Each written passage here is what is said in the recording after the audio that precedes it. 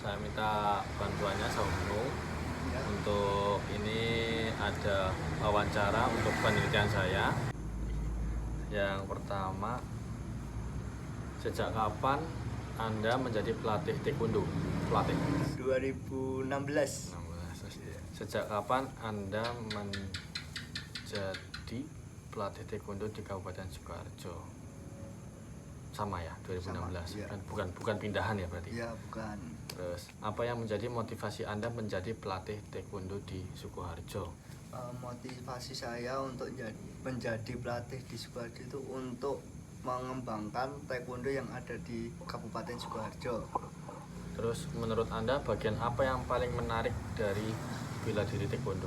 Di bagian pertandingan di Kyorigi, untuk tekniknya itu yang menarik.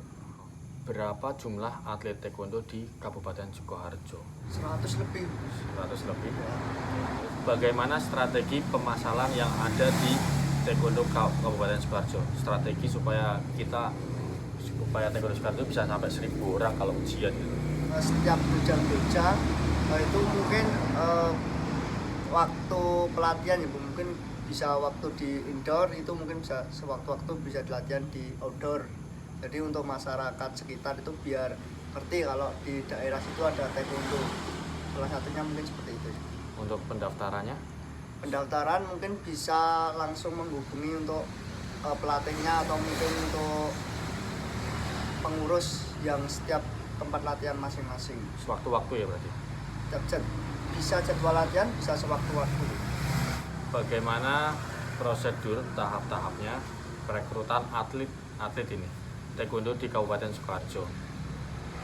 Kalau perekrutan untuk di Kabupaten Sukoharjo itu masih umum, jadi belum ada kriteria khusus ya, jadi masih umum. Jadi siapa aja yang ingin berminat di atlet mungkin bisa ditampung dulu.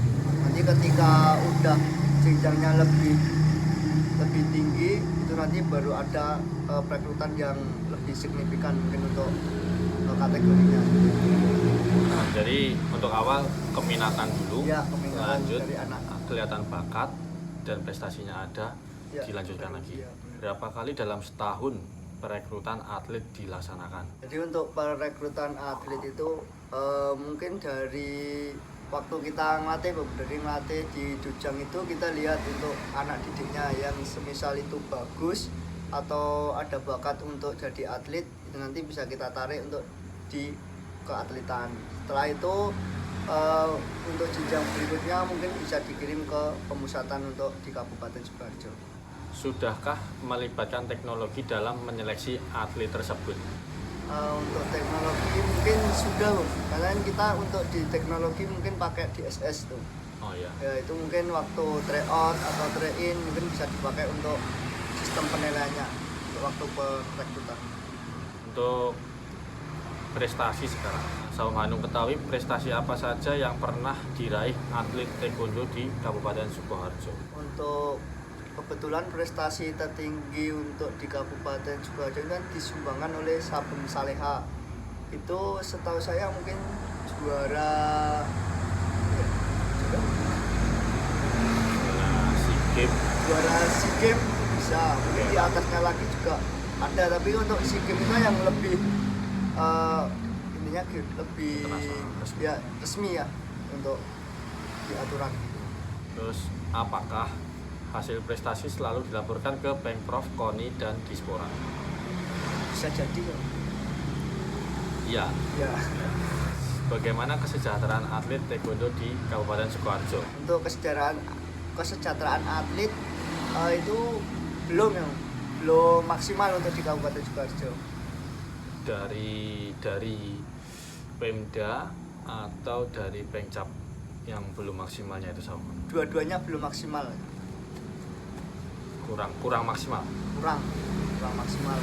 Apa saja kriteria yang dituntut untuk bisa menjadi atlet taekwondo di Kabupaten Sukoharjo? Kriteria untuk peminatan mungkin dari bawah, mungkin dari Dujang itu mungkin dilihat dari peminatannya dulu. Tapi kalau untuk yang atas mungkin ke pemusatan, mungkin untuk jenjang yang lebih tinggi itu nanti dilihat ada kriteria khusus untuk mau masuk jadi atlet.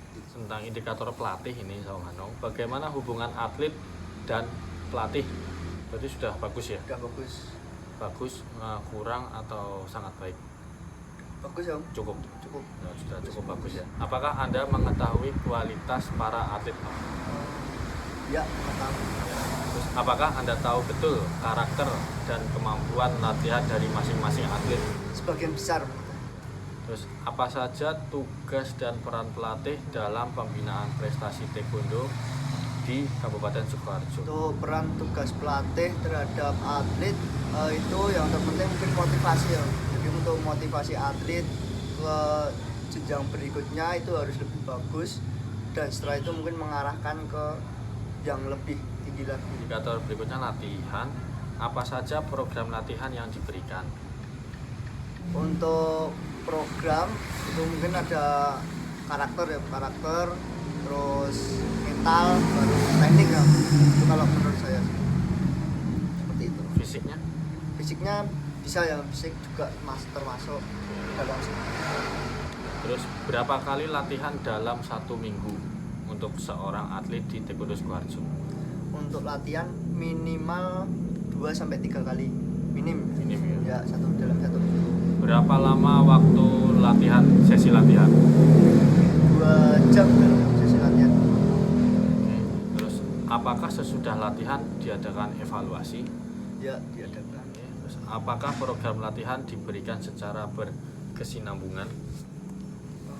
Kalau menurut saya untuk program itu sebenarnya bagus ya, tapi kalau diterapkan dalam waktu yang ada di Kabupaten Sukoharjo latihan seminggu 2-3 kali, untuk program mungkin belum masuk.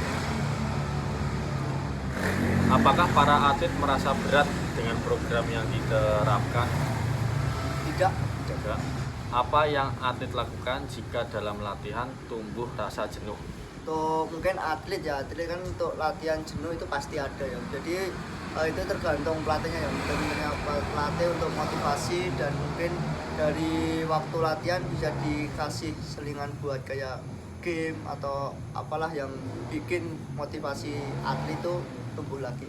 Bagaimana kepengurusan taekwondo di Kabupaten Sukoharjo menurut Saung Hanung? Pengurusan di Kabupaten Sukoharjo sangat bagus ya.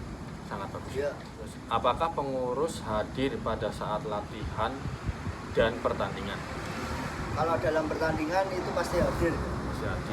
Kalau dalam latihan ya bisa mungkin seminggu sekali bisa hadir. Tidak semua.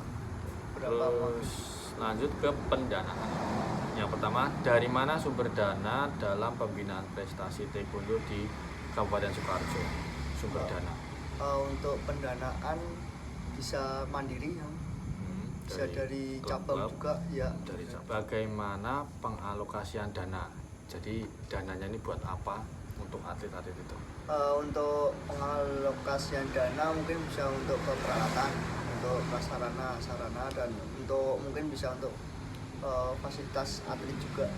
Jadi bisa kayak isi, kayak transport mungkin bisa juga. Terus apakah ada dukungan dari luar dan berupa apa? Kalau dari Pemda mungkin ada, tapi kalau dari selain itu mungkin dari Pemda ya. Ada.